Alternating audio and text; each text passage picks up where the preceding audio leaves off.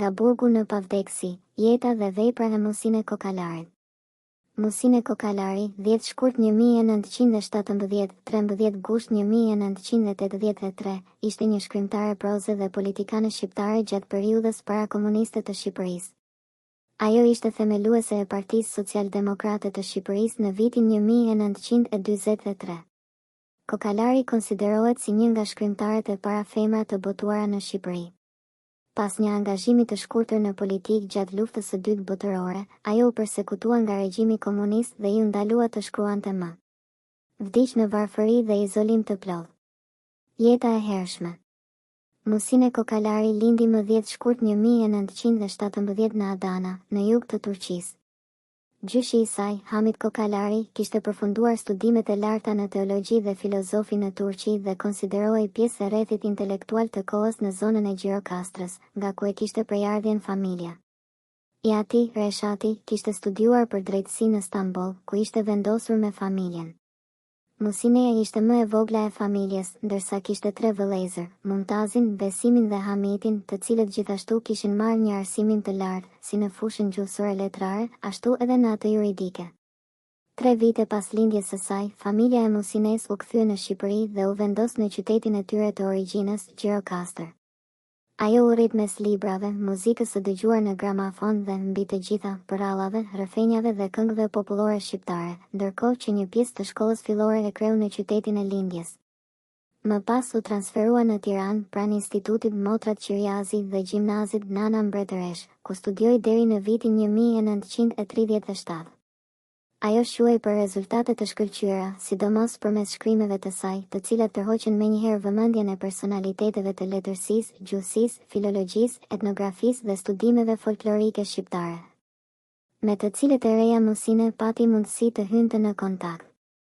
Libraria Venusi, në pronësi të vëllait të saj Besimit, u shndërrua në një pikë referimi të rëndësishme kulturore në kryeqytet, duke luajtur një rol të veçantë në ndërlidhjen e saj me rrethet intelektuale. Po ashtu, edhe shtëpia botuese Mesagjerit shqiptare, e drejtuar nga vëllai tjetër, Mumtazi, përmes së cilës u përkthyen dhe botuan vepra themelore si ato të Edgar Allan Poe, Walter Scott, Shakespeare, Omar Khayyamit dhe Vicente Blasco Ibez. Në vitin 1937, Musineja filloi të botojë një sër artikujsh mbi çështje sociale në gazetën Shtypi, duke shkruar me pseudonimin Muza, një lojë fjalësh që përbën edhe një aludim për emrin e saj të vërtetë. Në vitin 1938, ajo u nis për në Rom për të ndjekur studimet universitare në Universit degli Studi di Roma, La Sapienza. Një vit më vonë shkroi veprën e saj të parë profesionale, siç më thot në Nua Plak, një libër që do të botohej vetëm në vitin 1941 në Tiranë. Me botimet e saj, Musineja kishte arritur të ngjallte interesin e shkrimtarëve të rëndësishëm si Lazgush Poradeci, Ali Aslani dhe, mbi të gjitha, Ernest Koliçi, i cili në La Sapienza ishte themeluesi i Institutit të Studimeve Shqiptare. Koliçi u bë shpejt një pikë referimi thelbësore për shkrimtaren dhe studiuesen e re, një model për të ndjekur si në fushën shkencore ashtu edhe në atë poetiko-letrare. Në mbikëqyrjen e Namik Resulit, Musineja punoi për tezën e doktoraturës mbi Naim Frasherin, 1846-1900. Përmes një pune të gjatë kërkimore në arkiva, e ndihmuar edhe nga nipi i poetit të madh, Mithat Frashëri, ajo paraqiti në mënyrë të detajuar aspekte të shumta që e bën Naim Frasherin një simbol të letërsisë kombëtare shqiptare. Me përfundimin e luftës së dytë botërore, Musine Kokalari hapi një librari dhe u ftua të bëhej antare e lidhjes së shkrimtarëve dhe artistëve të Shqipërisë, e krijuar më 7 tetor 1945, në drejtimin e Sejfullah Malshovës. Gjatë gjithë kësaj kohe, ajo ishte e tronditur nga ekzekutimi pa gjyq i 2 vëllezërve të saj, Mumtazit dhe Vejsimit, më 12 nëntor 1944 nga komunistët, dhe kërkon të hapur drejtësi dhe dënim për përgjegjësit. Duke qenë vetë lidhur ngushtë në vitin 1944 me Partinë Social-Demokrate të sapoformuar dhe me organin e saj të Shtypit Zëri i Lirisë, ajo u arrestua më 17 janar 1946. Në një periudhë terrori që përkoi edhe me arrestimin e Malshovës. Më 2 korrik 1946, nga gjykata ushtarake e Tiranës, u dënua me 20 vjet burg nën akuzat si sabotatore dhe armike e popullit. Pak para arrestimit të saj, Kokalari i kishte dërguar një letër forcave aleate, të cilat ende ndodheshin të dislokuara në kryeqytetin shqiptar, Tiranë. Në atë letër, ajo bënte thirrje për zgjedhje të lira dhe për lirinë e shprehjes. Gjatë gjyqit, Musineja deklaroi: "Nuk kam nevojë të jem komuniste për të dashur vendin tim. E dua vendin tim, edhe pse nuk jam komuniste. E dua për parimin e tij. Ju krenoheni se keni fituar luftën dhe tani që jeni fitues, doni të shfarosni ata që i quani kundërshtar politik. Unë mendoj ndryshe nga ju, por e dua vendin tim. Po më ndëshkoni për idealet e mia. Jeta në internim dhe vdekja." Në vitin 1964, pas 18 vitesh të vështira të kaluara në burgun e Burrelit, në rrethin e Matit, ku përjetoi izolim të plotë dhe nën survejim të vazhdueshëm. Ajo u dërgua në internim për 19 vitet e ardhshme në qytetin e Rrëshenit, në veri të Shqipërisë. Gjatë kësaj periudhe, liria e saj ishte thellësisht e kufizuar dhe ajo u detyrua të punonte si pastruese rrugësh, në kushte shumë të rënda. Në asnjë moment nuk ju lejuan të rifillonte veprimtarinë e saj letrare, duke i mohuar kështu mundësinë për të kontribuar në kulturën dhe letërsinë shqiptare. Shëndeti i saj u përkeqësua ndjeshëm në vitet e fundit. Në gusht të vitit 1983, ajo ndëroi jetë në varfëri ekstreme, pas një betejë të shkurtër dhe të ashpër me kancerin, duke lënë pas një trashëgimi të fortë dhe të guximshme përballë shtypjes së pashoqe. Në moshën 24 vjeç, Musine Kokalari kishte botuar tashmë një koleksion fillestar prej 80 faqesh, që përmbante 10 tregime të shkurtra në dialektin e saj të lindjes, atë Gjirokastrit, siç më thot Nënua Plak, Tiranë. 1941.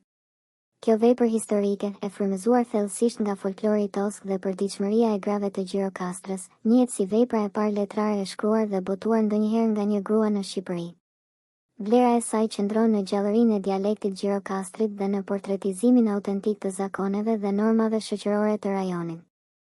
Musine Kokalari e quajti këtë libër pasqyrë një bote të shkuar, rrugëtim i kalimit nga vajza me melodi të buta dhe vitet e para të martesës, në botën e gruas së rritur. Përsëri të lidhur me zinxhiret e rënda të skllavërisë së fanatizmit patriarkal. Në mes të vitit 1943, Musine, së bashku me Nexhmie Xhuglin Hoxha, themeluan revistën për gratë shqiptarja e re. Kjo revistë vazhdoi botimin gjatë gjithë periudhës së diktaturës dhe përfaqësoi hapin e parë në publikimin e historive dhe përvojave të grave pas çlirimit të Shqipërisë. Revista u botua në organizatën e Gruas së Bashkuar Shqiptare, e cila drejtohej nga Nexhmie Hoxha gjatë viteve 1946-1952. Falëmjeshtërisë dhe talentit letrar të Musines, revista u botua edhe gjatë kohës kur ajo ishte arrestuar dhe në gjyqin e saj në qershor të vitit 1946. Megjithatë, e njëjta revistë e cilësoi atë si terroriste dhe apeloi për drejtësinë popullore që t'i shqiptohej Musine Kokalarit dënimi më i rënd. 3 vite më vonë, pavarësisht sfidave dhe trazirave të luftës së dytë botërore, Kokalari, tani 27 vjeç, arriti të botonte një koleksion më të gjatë me tregime të shkurtra dhe skica nën titullin Sa u tund jeta, Tiranë. 1944, me një total prej 348 faqesh, që e konsolidoi përkohësisht si një shkrimtare me peshë. Një vëllim i tretë i tregimeve të saj popullore mori titullin Rreth Vatrës, Tiranë, 1944, duke theksuar edhe më tej lidhjen e saj të ngushtë me kulturën dhe traditat e zonës. Musine Kokalari ishte një nga 30 shkrimtarët e parë të përfshirë në vitin 1960 në listën e hartuar nga Komiteti i Treve, një organizatë paraardhëse e International PEN. Si viktima të përsekutimit politik dhe burgosjes për shkak të veprimtarisë së tyre letrare dhe qytetare. Në vitin 1993, pas vdekjes së saj, Musine Kokalari u shpall martire e demokracisë nga presidenti i Shqipërisë, një nderim që dëshmon për betimin e saj të palkundur në mbrojtje të lirisë dhe drejtësisë. Për të nderuar kujtimin dhe kontributin e saj, një shkollë në Tiranë mban sot emrin e saj, duke e bërë të përjetshme trashëgiminë e një prej figurave më të rëndësishme të letërsisë dhe politikës shqiptare. Për më tepër, ajo është një nga personazhet kryesore në koleksionin e eseve Nomanës Lanz, Eighth Extraordinary Omen in Balkan History, të shkruar nga autorët anglo-kosovar Elizabeth Going dhe Robert Hilton. Ku përshkruhet si një grua e jashtëzakonshme që përfaqëson guximin, rezistencën dhe forcën e grave në historinë e trazuar të Ballkanit. Trashëgimia e Musin e Kokalarit nuk është vetëm një pasqyrë së kaluar së herët, por një dritë që ndriçon rrugën drejt një shoqërie më të lirë dhe më të drejtë. Ajo mbetet simboli i përjetshëm i rezistencës ndaj tiranisë dhe zëri i pandalshëm i gruas shqiptare, që sfidoi çdo pengesë për t'i dhënë jetë fjalës dhe drejtësisë.